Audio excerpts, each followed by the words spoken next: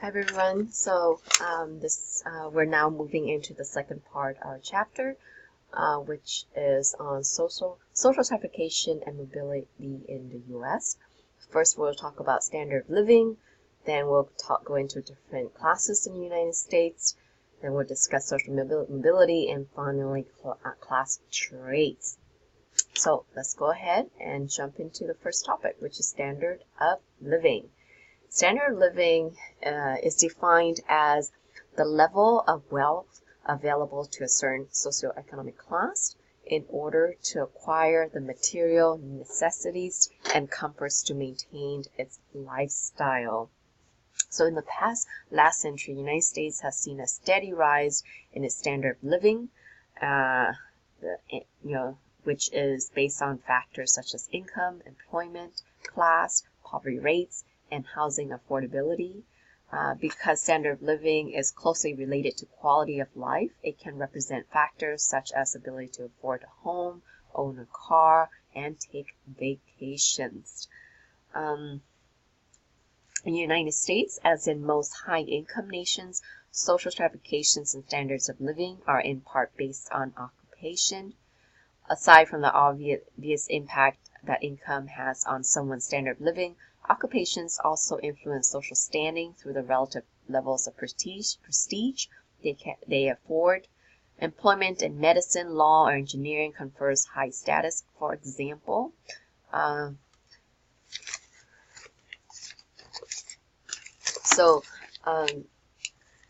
standard of living, again, which is intertwined with our occupation, also has consequences in direct impacts on our lives in ways such as our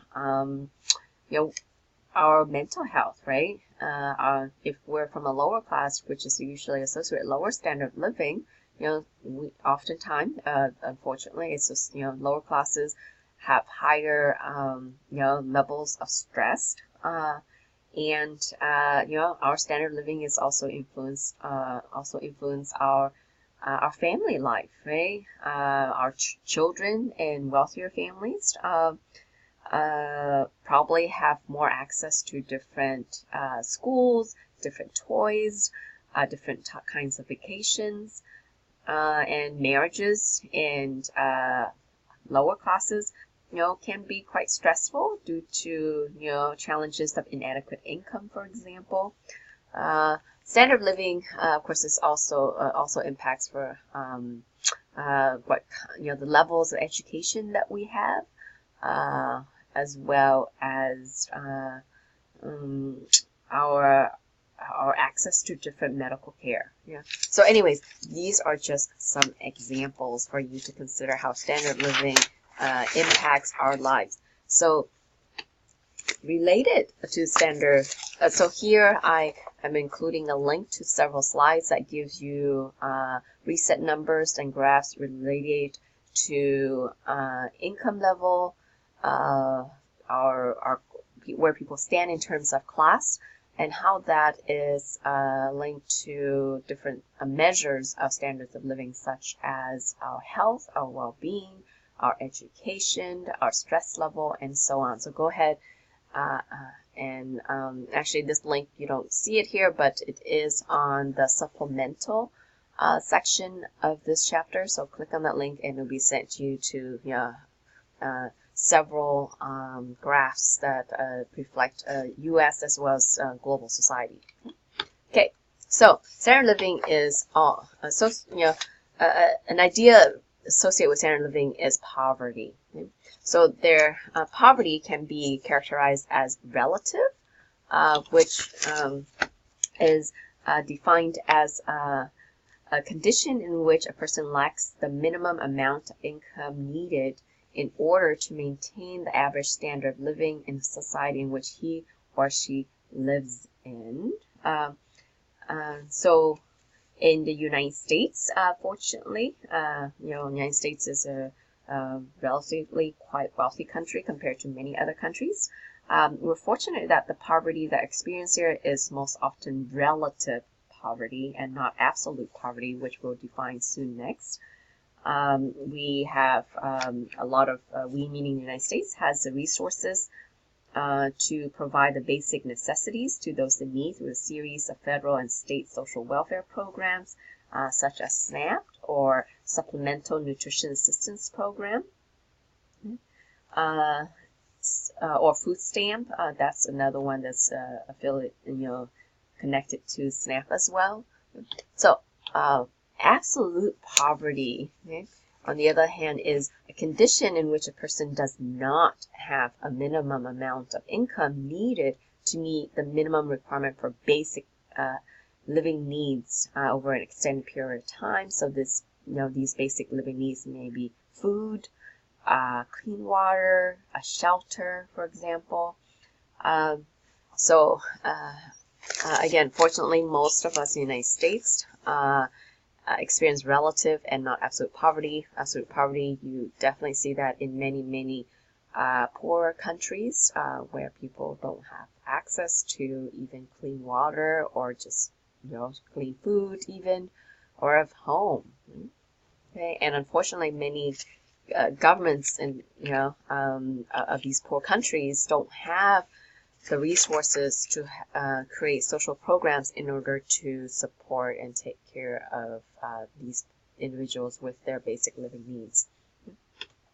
So in the United States, our official poverty line, which is used to measure whether or not someone is eligible for assistance from the U.S., such as SNAP, for example. So the government measured the degree of poverty that family faced by establishing a standard that uses family size and income. So this model is based on the factor of 3 times what the average family of specific size would spend on food. So families making less than the calculated amount are considered to be below the poverty line, and they're entitled to benefits specifically available to the poor. So let's, for example, let's say, the minimum food budget per month is, let's say, $200. So the government said, well, 200 times 3 is 600. So if your income level is $600 or less per month, then you are considered as poor and therefore eligible for support from the government, social support from the government. Okay. So the problem with poverty line is that, of course, it's outdated. It's based on 1960s standards, it's the reality is that money that people have to spend on food is less than other expenses, such as gas, rent, and other expenses such as even cell phones, right? So another problem with poverty line is that it has not been adjusted for different costs of living, such as between urban and rural areas. Imagine, right? And living in San Francisco Bay Area is much more expensive than Sacramento, but Sacramento itself is much more expensive than, let's say, rural areas near Sacramento. Right? So this poverty line is really not perfect. It's not representative of what people truly experience in terms of poverty at all, and yet the government uses to as a metric to determine whether or not someone's eligible for benefits from the government, and that applies to everyone throughout the country. Okay, so now let's talk about social classes in the United States. So the reality is this, it's very hard to define what is a social class. So sociologists themselves, they don't have a clear-cut, agreed-upon definition of social class, such as well as other people. I mean, what is social class? Is it based on appearance? Is it based on education, what people wear, income, or is it based on a car a person drives? Again, it's really unclear. So the thing is sociologists, we also debate about this as well. What determines a social class? What is middle class? What is lower class? Or what's upper class? Nevertheless, many sociologists adopt Max Weber's component of social class, which we've been looking at already. Here, Weber defines social class as based on 3 factors: wealth, power, and prestige. So let's look at the upper class. Okay, so the upper class is and again, right, this is just one way of categorizing different classes. So one way is dividing society, Americans into three classes: upper, middle, and lower classes. But keep in mind again, categorizing class is a fluid science. Sociologists are still, depending on which book you're reading, which sociologist you're talking, people categorize Americans in different ways. Okay, so let's go stick with this model in which society is divided into upper, middle, and lower class. The upper class is considered as the top, and only the powerful elite get to see the view from there. Here in the United States, people with extreme wealth make up 1% of the population, and they own more than 1/3 of the country's wealth. They have access to a lot of power, and what that means is they could be they're the owner of different media companies. They're board members of very influential colleges and universities. They contribute a lot of money to different politicians, so that way politicians will be swayed by their own perspectives. So these are just some examples in which they are able to exert and have access to different forms of power. So the upper class can be subdivided into old money or new money. Old money is our inherited wealth passed down from one generation to the next, whereas in the new money, wealth is earned and built by the first generation. Okay? The first generation earned that money and they become very, very wealthy. This is while both types may have equal net worth, they have traditionally held their culture is slightly different. For example, how they socialize their kids into different custom norms and expectations that come with wealth. Very often, the very wealthy don't work for wages. Some study business or become lawyers in order to manage the family fortune. Others, such as Paris Hilton, Kim Kardashian, capitalize on being a rich socialite and transform that into celebrity status. On the other hand, new money members of the upper class are not oriented to the customs and mores of the elite. They probably haven't gone to most exclusive schools, and they don't have established old money social ties. So people with new money might flaunt their wealth, buying sport cars and mansion, but they might still exhibit behaviors that are attributed to the middle or and lower classes. So here is a short trailer of this film documentary. It's called Citizen Cop. Coke is a very, very wealthy family and very influential in politics. So I encourage you to stop this lecture video to watch this short trailer. Okay, so now let's go into the middle class. Okay? So many Americans consider themselves as part of the middle class, but there's different ideas about what that means, because middle class is simply someone who just have a comfortable lifestyle. This is what people assume, right? Where they just not rich nor poor. Okay? And this is a very, very wide range. This includes people who make incomes as low as 30 grand, for example, and up to as much as 150K a year.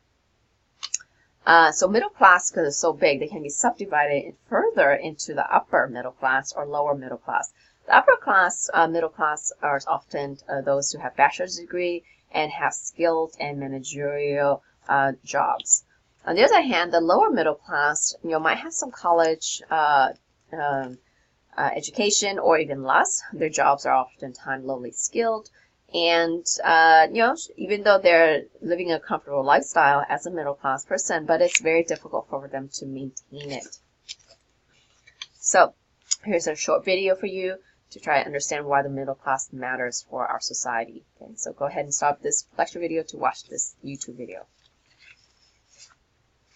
All right, so let's now look at the lower class.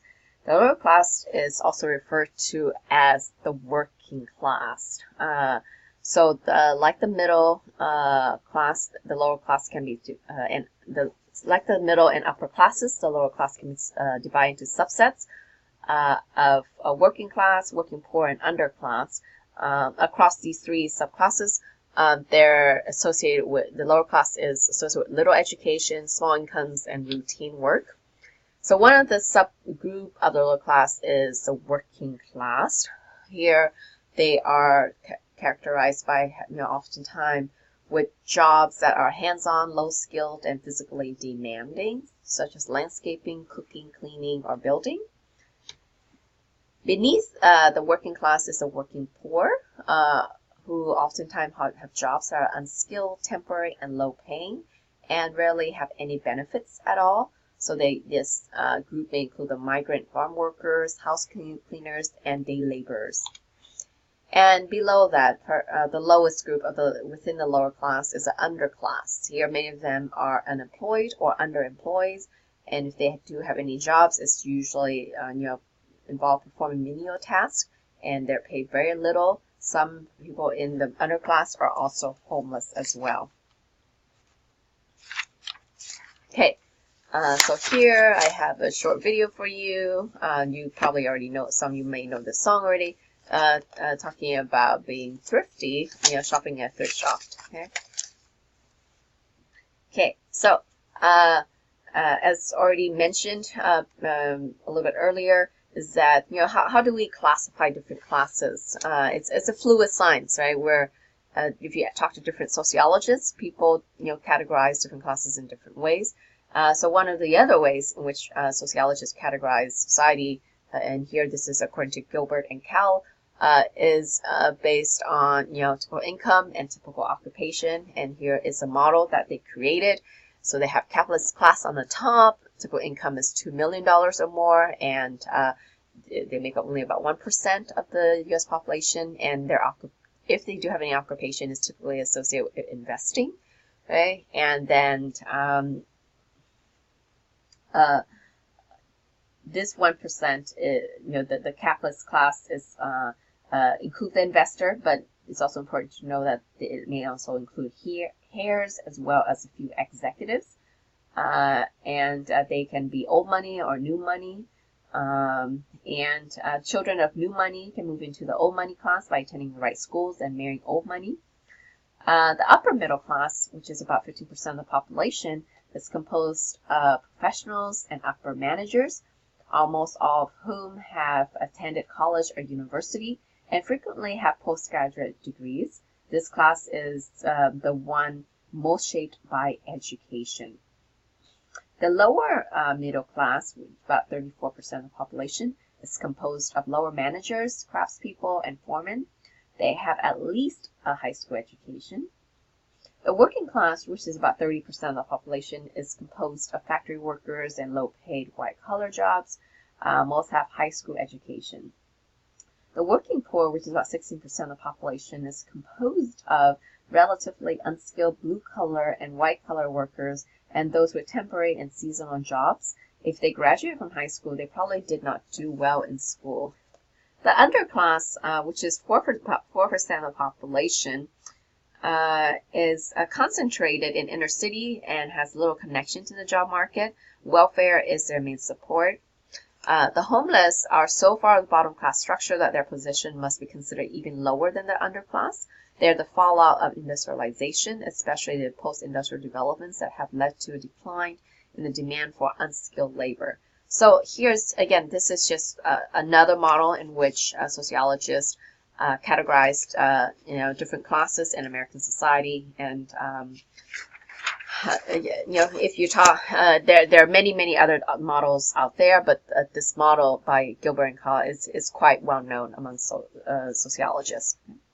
Okay, so now let's talk about social mobility, which is defined as movement up, or which is called upward mobility, or down, or downward mobility. So moving up or down the social class ladder. So there are different types of social mobility. One is called intergenerational mobility, which is a change that family members make in their social status from one generation to the next. As a result of individual effort, a person can rise from one level to another. In the event of individual failure, the reverse can be true. So here is a short graph for you to show you, whether or not adult children are moving up the social class or down, right, compared to their parents, right? Here you can see what, right, the x-axis is when the children were growing up, their parents' family income was what? Is it bottom, and then moving up to its highest top quintile. And here is where the adult children end up, right? Where do that income end up? So it appears that about 1/3 of the poorest, it appears that, as you can see here, right, the bottom quintile. So children, 43% of adult children whose parents' income was in the bottom, they end up in the bottom. That's 43%. About 27%, moved up from their parents' bottom quintile and move up to the next level, and so on. 4%, right? Only 4% of them actually make it to the top quintile, the adult children, right? Moving up to the top quintile if their parents were actually at the bottom. Now, similarly, if their parents were in the top quintile, very, very wealthy, there's a 40% chance that they will stay at the top. You see the brown, right, color, right there, which reflect top quintile.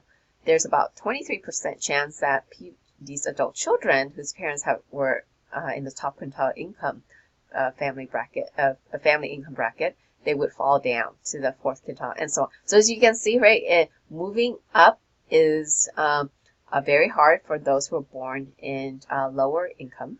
And moving down is also, it's not, it's quote unquote not hard, but people who are born into, families that have more means, they're protected, right, from falling down to a lower class, right? So this is important for us to think about it, right, is to think about, well, if we're truly an open class society where people work hard, they can move up or down, then, maybe our parents' family income shouldn't matter, right? I mean, we didn't choose who our parents are and how much money they make, but why should that impact our chances in life, right, to move up or down the ladder? Yeah, but this chart here shows you that it does, right? Your parents' family income does have impacts on whether or not the chance of moving up or down. Okay, all right. So here's a short documentary for you to watch. I highly recommend it. It's about interviews of children who are born in a very, very wealthy family, many of them even elite families, and they share their life growing up within the family, and it's very, very good. I highly, highly recommend it you to watch this. Okay?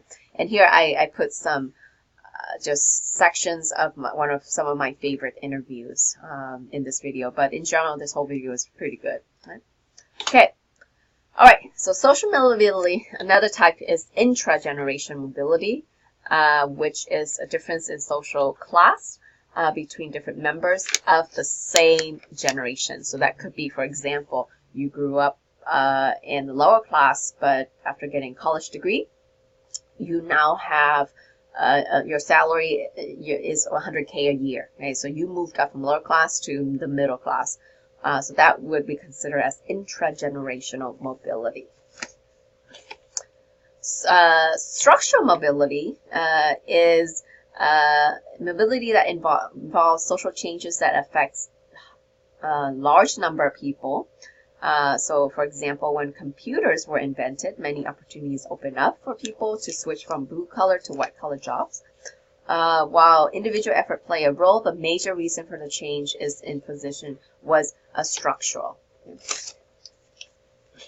So now, let's talk about class traits, which are also referred to as class markers. They are the typical behaviors, customs, and norms that define each class. Class traits indicate the level of exposure a person has to a wide range of cultures. Class traits also indicate the amounts of resources a person has to spend on items like hobbies, vacation, and leisure activities. So associated with this idea of class traits is cultural capital. Cultural capital is the accumulation of knowledge, behavior, and skills that one can tap into to demonstrate one's cultural competence and thus one's social status or standing in society. So in this video that I've included here for you, it shows you this idea of cultural capital and class traits. So it shows a group of teenagers or young adults who are from the poor side of a town, and they're taking to a fancy, nice restaurant. It shows you that these individuals feel kind of like out of place, and they didn't know what to do, or they feel a little bit nervous, anxious oftentimes, because they've never been to such a nice restaurant. So in case I highly encourage you guys to watch this video. All right, so here I've also included for you a link to quote unquote the document is called Hidden Rules Among Classes.